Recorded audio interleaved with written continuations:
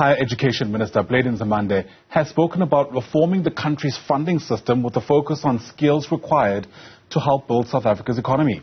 The minister says the National Student Financial Aid Scheme funding should be prioritized according to certain degrees, programs and certificates based on the country's needs. But what does this actually mean? Let's try to get you an explanation, bringing the department spokesperson Ishmael Mnisi, who joins us now via our video link. Great to have you on the program, sir. Thanks very much indeed for making time. I'll try to read that line again from reports that Blade Nzimande has said that NSFAS funding should be prioritized according to certain degrees, programs and certificates based on the country's needs. In layman's terms, what is being suggested here? Good morning to you, Ayanda, and to the viewers. What the Minister of Education, Science and Innovation, Professor Nzimande, suggests here is that there should be funding for students should be dedicated to the list of careers that have been outlined in the list of critical skills in South Africa, the skills that are necessary for the growth of the South African economy. Because we know that we have limited resources as government to fund students from the needy and the poor families.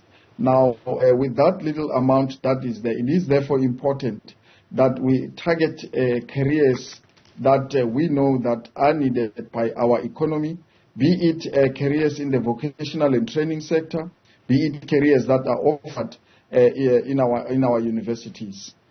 We do know, of course, that there are unintended consequences to this, right? There are people who, I'm sure, for instance, are great actors, theatre makers, poets, you name it, who would love to have an higher education opportunity or an opportunity to get into higher education.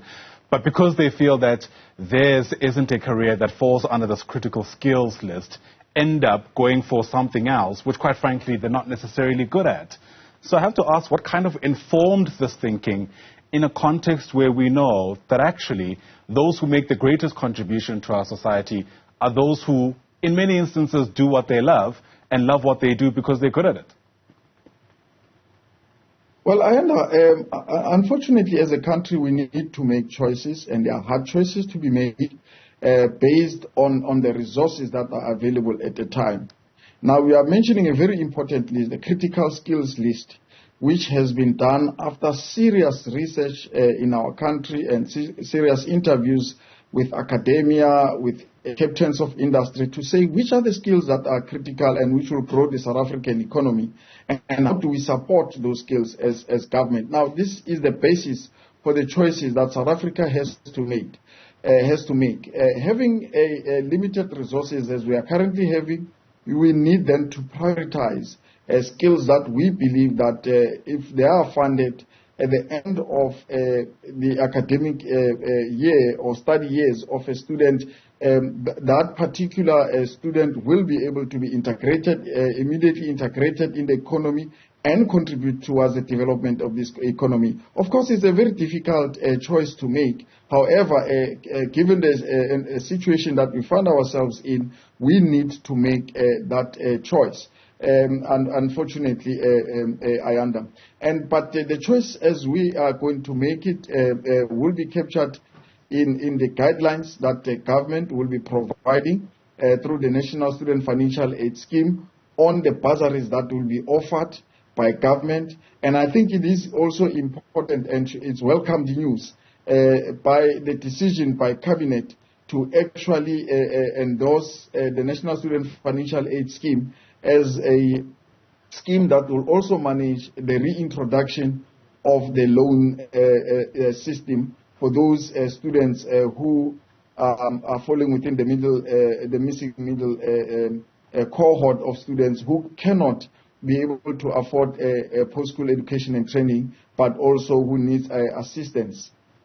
I hear you, Ishmael, but I have to come back to my question around how this may, again, unintentionally, potentially cause an imbalance, right? As soon as we mention critical skills, I know as a matter of fact, it's mostly the BA students, the humanities students who are going to be worried, because traditionally, those are the degrees that have been seen to be unimportant.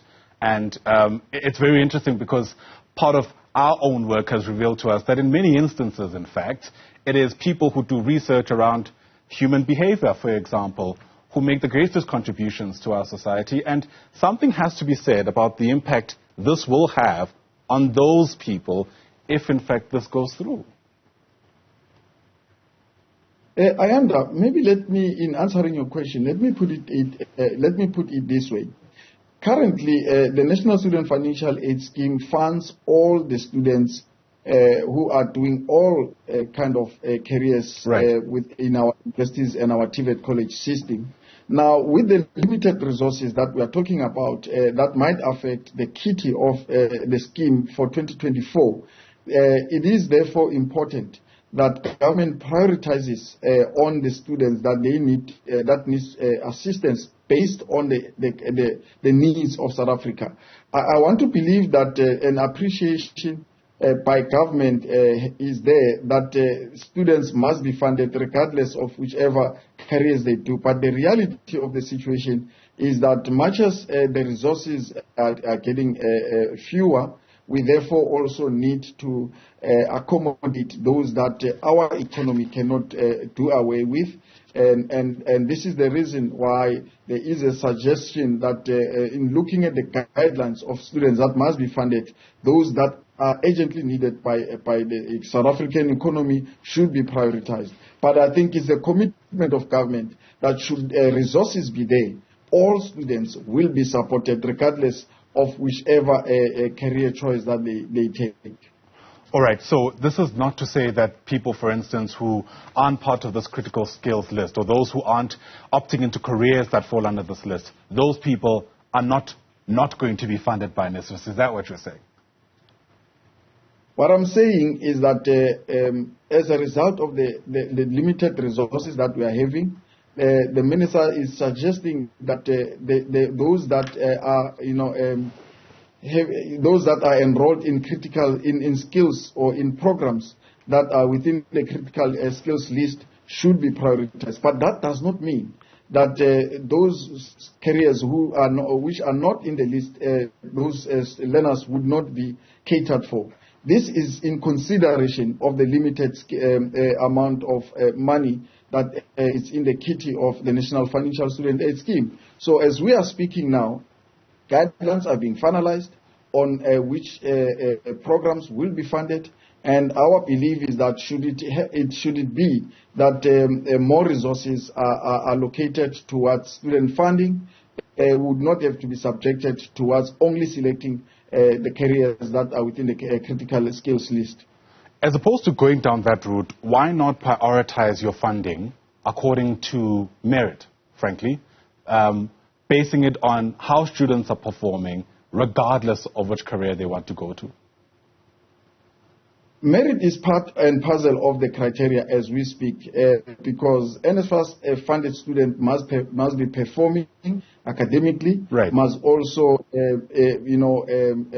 be students from the poor families whose combined salary of parents is less than 350,000. That's the criteria in the current form.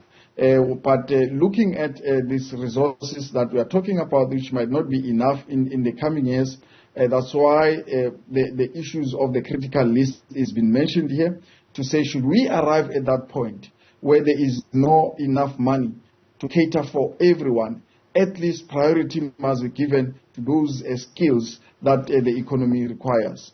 Okay. There's a lot more to be said, but I'm against the clock. Ishmael Mnisi, thanks for your time. Hopefully we'll be able to flesh these out a bit more in the coming future, given the implications if this does go ahead. But for now, Ishmael Mnisi, the spokesperson of the Higher Education Department, thanks very much indeed for speaking to us.